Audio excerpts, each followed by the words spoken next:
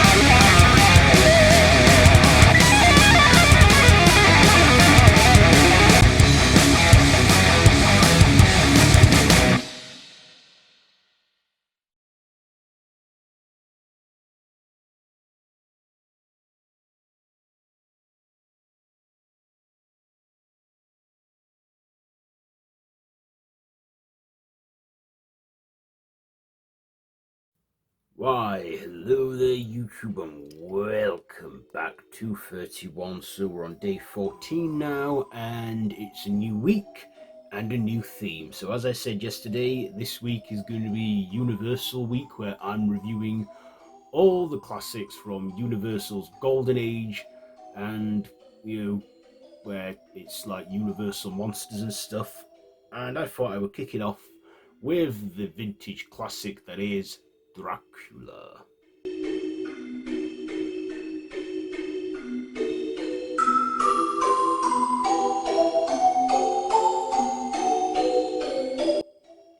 So yes, directed by Todd Browning, based on Bram Stoker's work.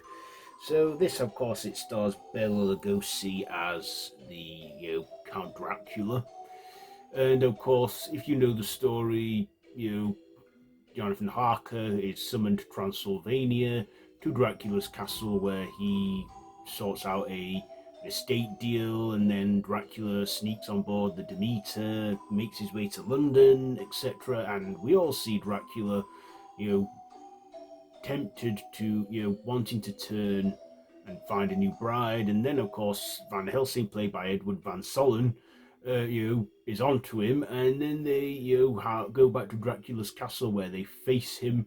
And, of course, yeah. So, what did I like about this one? Well, first of all, this was the first ever horror movie to have sound.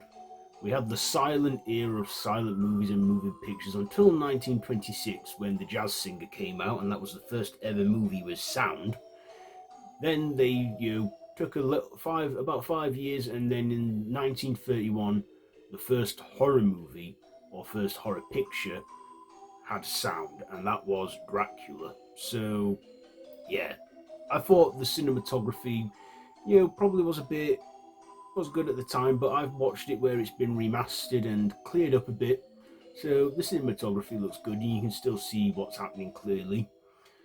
Also, Bela Lugosi playing Dracula. Now, this guy at the time was a Hungarian actor, and he played Dracula in the stage show, and it's because of his portrayal of Dracula, people play actors years, even decades later, have played Dracula in that manner, and it all started with Bela Lugosi playing him. And yeah, that is kind of the original on-screen portrayal of Dracula being played there. Even though he was completely different in the book, he still, looked great is in this take, because at the time in 1931, audiences weren't ready for the whole monstrous look that Dracula was depicted as in the book. It was scary enough just reading it on the page.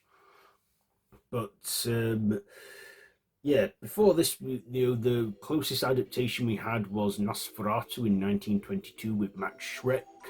Of course, this didn't have the approval of Bram Stoker's estate, and they thought with it being, I mean, they changed it up a bit, with the characters' names and what have you, but Stoker's estate still thought, nope, we don't like it, get it destroyed. But there were people that had hung on to reels of it, and now it is regarded as a classic. And at Christmas this year, we will get an updated take on it from Robert Eggers. But this one, I believe, did have the approval. I mean, it must have had the approval of Bram Stoker's widower and estate, because this film got made. And you know, the way Bela Lugosi plays Dracula, I can see that this was probably terrifying and scary at the time for 1931. But we're a generation now that are grown up so immune to all this. But big things have small beginnings. And this film, even though we didn't have ratings or certificates back then, this film is now PG friendly.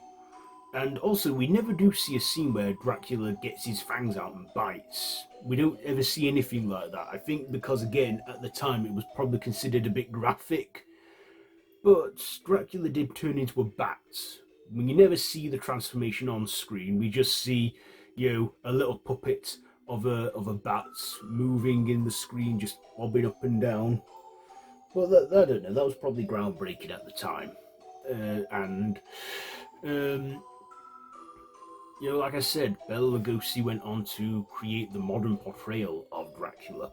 Also, while this film was being made, during the daytime they would film all of the scenes for this one that I'm reviewing now, and then at night time, a crew of Spanish filmmakers and cast members would come in and do all their scenes in the night time, because whilst this one was getting made, at the same time a Spanish language version of it was getting made, and I've been told that is way better, and I've never made the time to check that out. I really need to do that.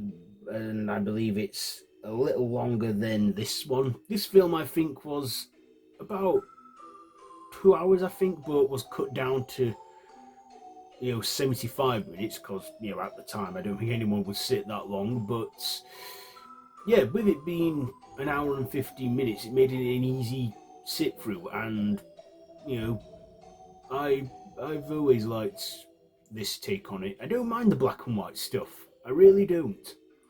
And we even opened the film to a score of Swan Lake, which every time I hear, I always think of that of this take of Dracula. Of course, we had other supporting cast members as well: David Manners and Helen Chambers and Dwight Fry.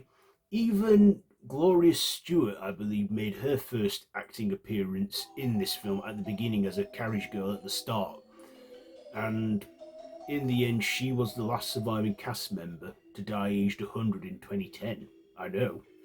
I always know her as Old Rose from Titanic. But, this one, it's a true classic. In another 10 years or so, I imagine it'll be free to watch because it'll have entered the public domain. I don't exactly know how it works with that public domain stuff, but I know the character of Dracula is in the public domain because Bram Stoker's been dead long enough. Okay, enough rambling, let's get on to the ratings. I will give this film 5 stabs out of 5, so there's that. So there you go. And if you like this video, be sure to give it a big thumbs up and share with your friends, and feel free to subscribe to the channel if you haven't already, and hit that notification bell.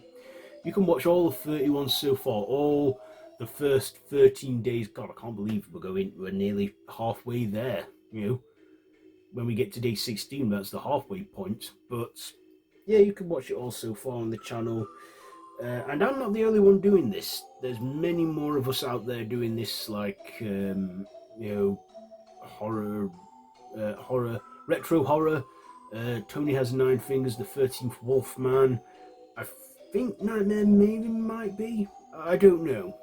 It depends if they can. I take a lot out of my time to do this challenge and commit to it. But yeah, this is like what my September is. Every year, just once or maybe twice a day, if I can get the time, or I miss a day, get some 31 reviews done. Anyway, yeah, I've said enough now, so I will see you tomorrow. So until next time, don't have nightmares.